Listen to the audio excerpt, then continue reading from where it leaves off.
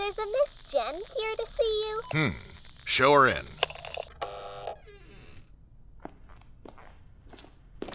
Can I help you? Yes.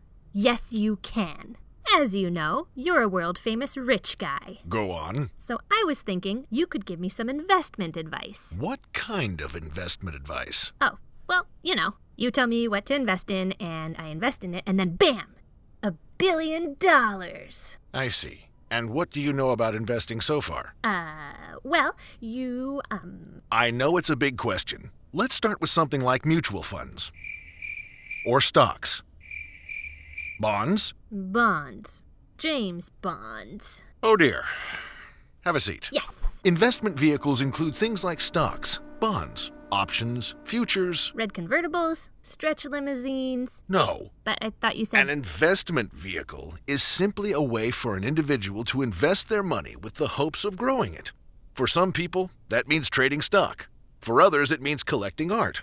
There's a wide range of investment products to choose from, but we'll start with the most common choices: stocks, bonds, and mutual funds. Stocks are shares in the ownership of a company. When you purchase a share, it's like you own a slice of that company. Nice. When you have equity in a company, you're entitled to a slice of its profits as well.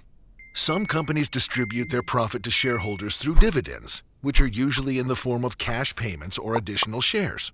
The other way to benefit from a company's profit is to trade your shares at a higher value than you purchased them for. Buy low, sell high. Ideally, but it doesn't always work out that way. Stocks are volatile, meaning they're a risky form of investment. Millions and millions of shares are traded each day, and stock values are constantly changing due to market forces, supply and demand. Even rumors and predictions about a company's earnings can affect the value of its shares. Do you have, a more predictable way for me to become the richest Jen on Earth? Let's talk about bonds.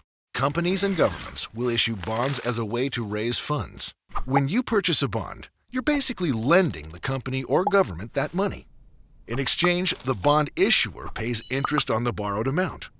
The interest rate on a bond is referred to as a coupon rate.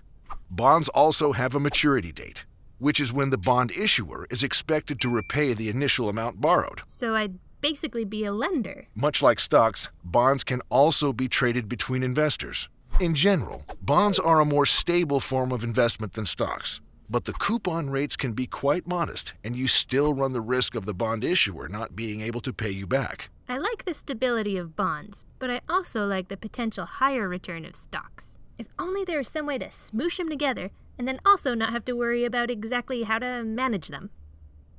Do you mean a mutual fund? I don't know. Do I? A mutual fund is a portfolio or collection of several stocks and bonds that's invested in by a group of people and professionally managed. Its portfolio is diversified, meaning it's made up of lots of different stocks in different industries.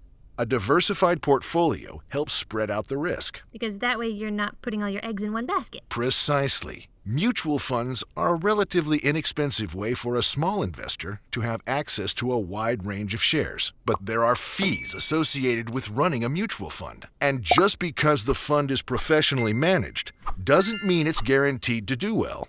Thanks for the overview. You've been so helpful, but I still have one more question for you. Go ahead. How do I take what you just taught me and turn it into $1 billion like you did? Well, that's a secret I'll never tell.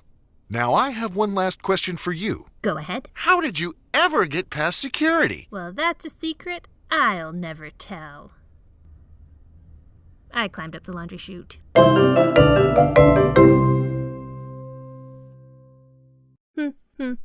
Climbing up a laundry chute, climbing up so sneaky.